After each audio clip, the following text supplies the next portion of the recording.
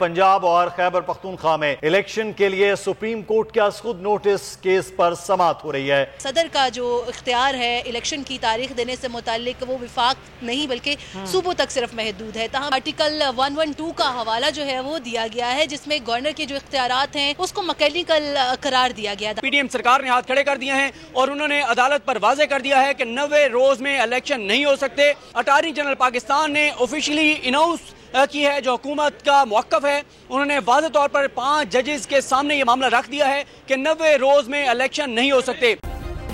Subscribe करें और bell दबाएं ताकि कोई खबर रह न जाए।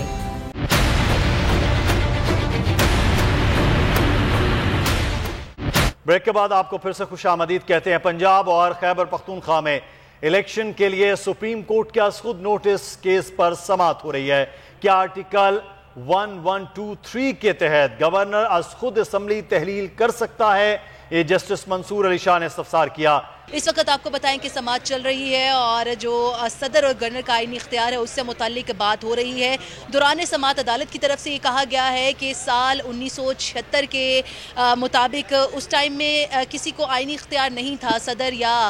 जो गवर्नर है उससे मुताल्लिक कोई इंतखाबात की तारीख जो है वो दे सकता है, लेकिन आईनी तरमीम के बाद से अब ये इख्तियारात काफ़ी हद तक सदर और गवर्नर के पास जा चुके हैं। लेकिन देखना ये होगा कि आया इलेक्शन की तारीख इस वक्त तक क्यों नहीं दी गई और अगर दी गई है तो उससे मुतालिक इलेक्शन कमीशन क्या कर रहा है। डीजी लॉ इलेक्शन कमीशन जो है वो इस वक्त अदालत में मौजूद हैं। उनकी तरफ से भी बताया गया है कि हमने इलेक्शन से मुतालिक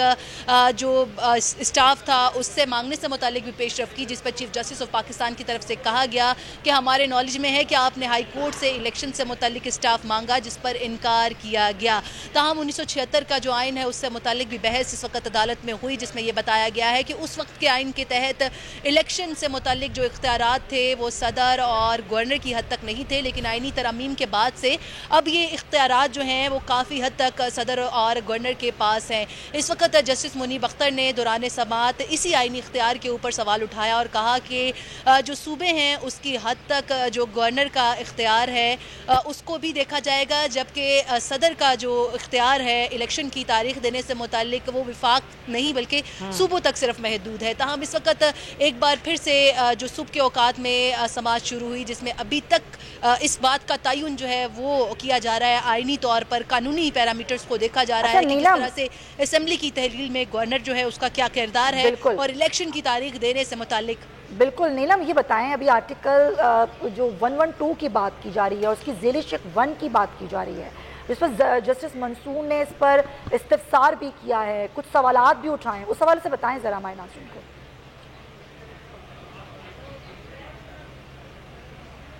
जी बिल्कुल सुमैया, आर्टिकल 112 का हवाला जो है वो दिया गया है जिसमें गवर्नर के जो इख्तियारात हैं उसको मैकेनिकल करार दिया गया अदालत की तरफ से। अदालत ने यह भी कहा है कि पार्लिमानी जमहूरियत में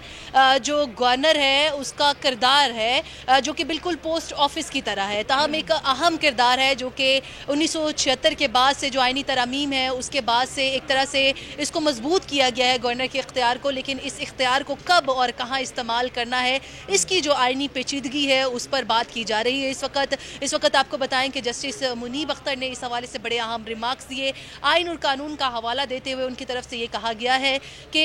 जो असेंबली की मुद्दत है उसकी पूरी हो जाने के बाद क्या 48 घंटे जो हैं वो कब से कब शुरू होंगे इसका भी तयन करना है और ये भी देखना है कि असेंबली खुद ब खुद तहलील किस तरह से हो सकती है गवर्नर के इख्तियार के बाद। इसके साथ साथ इस बात पर भी बहस की जा रही है कि जो नोटिफिकेशन है वो कौन जारी कर सकता है, आईनी तौर पर ये किसका स्वाबदीद होगा कि वो इसका नोटिफिकेशन जारी करे, जबकि इलेक्शन से मुतालिक जो तारीख है सूबों में वो देने का इख्तियार कौन रखता है। जो मुख्तलिफ आर्टिकल्स हैं आइन के उनमें 112 का हवाला देने के साथ साथ जो आइन का आर्टिकल 58 है उसका हवाला भी दिया गया है सुमैया, और उसमें बारहा ये बात की गई है जो डीजी इलेक्शन कमीशन है उनकी तरफ से भी कि किसी भी तौर पर कोई ऐसी जो शिक है हमें आइन में नहीं मिलती कि किसी भी हालात में जो इलेक्शन है वो नागुज़ीर हो सकते हैं। जो अदालत है उसने दौरान समाअत अहम सवाल उठाया है। जस्टिस मुनीब अख्तर ने यह कहा है कि आइन का कोई एक ऐसा हवाला हमें बताएं जिसके मुताबिक ऐसा हो कि हालात कुछ भी हों लेकिन जो इलेक्शन है उनको मौखर नहीं किया जा सकता या किसी भी तौर पर उनको इल्तवा का शिकार नहीं किया जा सकता, जिसमें जो डीजी लॉ हैं उनकी तरफ से आइन के आर्टिकल 58 का हवाला दिया गया है और ये बताया गया है कि ये एक ऐसा आर्टिकल है जिसके तहत मुल्क में सिवाय जंग के हालात के अलावा कोई ऐसे हालात जो है वो नहीं हो सकते जिसकी वजह से इलेक्शंस को इल्तवा का शिकार किया जा सकता है। ताहम जो समाअत है इस वक्त चल रही है, समाअत का दूसरा हिस्सा है और एक मुफस्सिल समाअत जो है सुमैया वो हमने देखी कि सुबह के औकात से शुरू हुई और ये समाअत का दूसरा हिस्सा है। दूसरी तरफ जो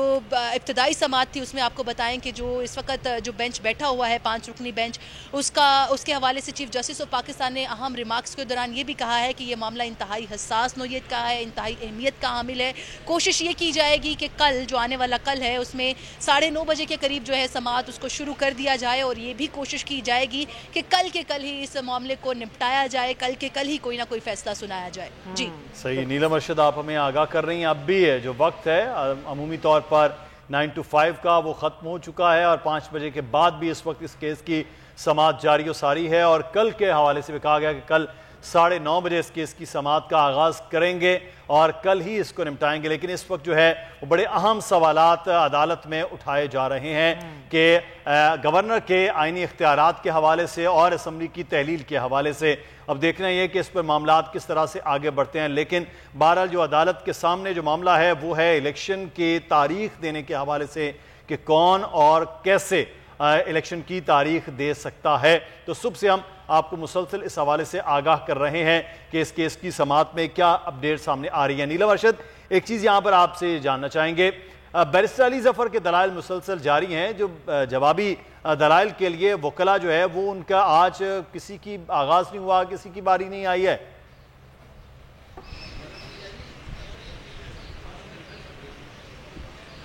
जी बिल्कुल मुदस्सिर, आपको बताएं कि आज सुबह के औकात में तकरीबन 11:30 बजे का वक्त मुकर्रर किया गया था इस समाअत के लिए, लेकिन काफ़ी इल्तवा के बाद जो समाअत है वो तकरीबन 2 बजे के करीब शुरू हुई थी और जिसकी वजह से आज जो दीगर वकला थे जिनमें फ़ारूक एच नाइक जो कि पीपल्स पार्टी के वकील हैं, कामरान मुर्तज़ा जो कि JUI के वकील हैं, इनको भी सुना जाना था। लेकिन अभी बैरिस्टर अली जफ़र के दलाइल जो है उनका सुबह से ही सिलसिला जारी है। सुबह के औकात में एक मुख्तसर से वक्फे के लिए आपको बताएं कि जो फ़ारूक एच नाइक हैं वो आज अदालत के सामने आए और उनकी तरफ से जो बेंच की तश्कील का मामला था वो उठाया गया। उन्होंने गुज़श्ता समाअत पर भी जो बेंच की फॉर्मेशन है उस पर सवाल उठाया था, 2 जजेस पर एतराज़ भी किया था, जिस पर जो पहले इस बेंच का हिस्सा थे जस्टिस अतर मिनुल्लाह साहब, उनकी तरफ से ये कहा गया था कि फुल कोर्ट बना दिया जाता है, जिस पर उन्होंने हामी भरी और कहा था कि उनको कोई एतराज़ नहीं था। आज जब समाअत शुरू हुई तो फ़ारूक एच नाइक की तरफ से एक बार फिर से इस्तदा की गई थी कि लार्जर बेंच जो है वो तश्कील दिया जाए, जिसे अदालत ने मुस्तरद कर दिया और चीफ जस्टिस ने मुस्तरद करने के साथ साथ ये भी कहा कि फ़िलहाल इस मामले पर नहीं, सिर्फ़ और सिर्फ जो आइनी इख्तियारात हैं सदर और गवर्नर के बारे में आज सिर्फ़ और सिर्फ उस पर चलेंगे। तो जो 5 रुकनी बेंच है वो सुबह से समाअत कर रहा है, लेकिन आज चूँकि दीगर जो वकला थे उनको भी सुना जाना था, लेकिन बैरिस्टर अली जफ़र के दलाइल जो है वो काफ़ी मुफस्सिल रहे। समाअत के पहले हिस्से में भी बैरिस्टर अली जफ़र अपने दलाइल का सिलसिला जारी रखे हुए थे, ताहम 4 बजे के बाद भी बैरिस्टर अली जफ़र इस टाइम तक रोस्टम पर मौजूद हैं और अभी तक जो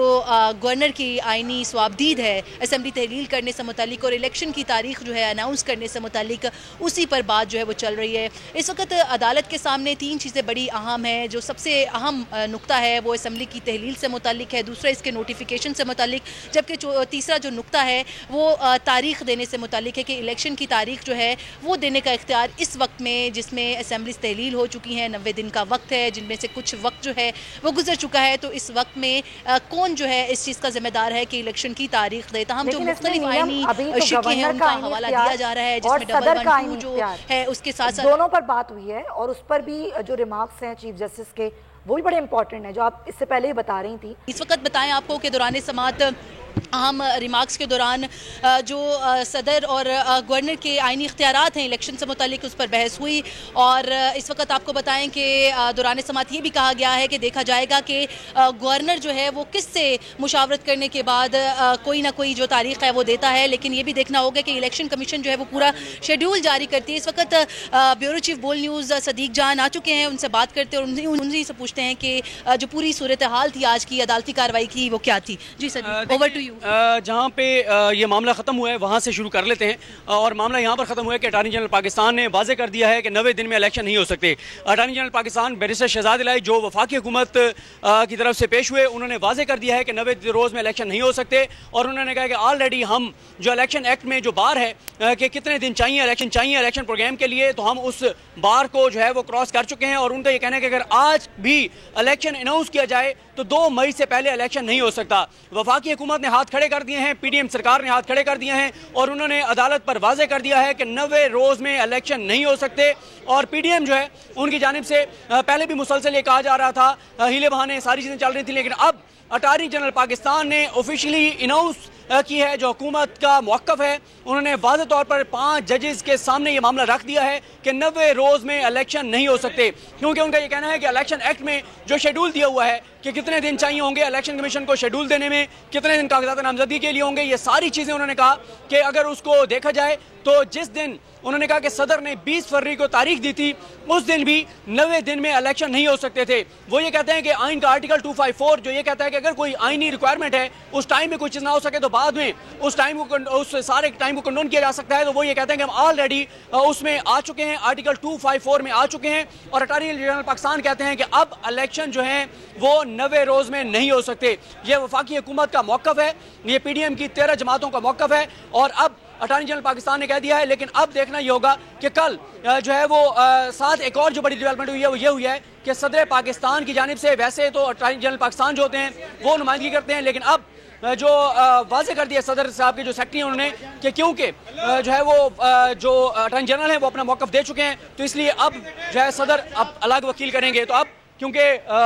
वकला आने वाले हैं तो हम जरा जाएंगे, जो मीडिया टॉक होगी उसके पर, और उसके बाद इंशाल्लाह मजीद इस पे बात करेंगे। अच्छा ठीक है। सदीक जो है वो आगाह कर रहे थे इस तमाम तर सूरत हाल पर। अब जो है वो कमरा अदालत से बाहर आ रहे हैं, वकला इस वक्त गुफ्तगू भी करेंगे क्योंकि आज अली जफर ने बड़े तवील दलाइल दिए हैं, तो मुमकिन है कि अली जफर आकर आज, क्योंकि वो स्पीकर्स के वकील हैं, वो आकर गुफ्तगू करेंगे। लेकिन मामला ये है कि इस वक्त बड़ी अहम खबर जो दी जा रही थी सुमैया, वो अटॉर्नी जनरल के हवाले से उन्होंने कहा कि 90 दिन में इलेक्शन नहीं करवा सकते हैं। कल 9:30 बजे समाअत मुलतवी की गई है, कहा गया है कल ही फैसला जो है वो आ जाएगा, कल पूरा दिन बैठेंगे और ये सारी सूरत हाल जो है उस पर अपडेट करेंगे। बिल्कुल, और कल भी इस हवाले से मुसलसल बोल अपनी नशियात में आपको आगाह करता रहेगा इस समाअत से मुताल्लिक। मुस्तर इकबाल और सुमैया को इजाजत दीजिए। अल्लाह हाफ़िज़।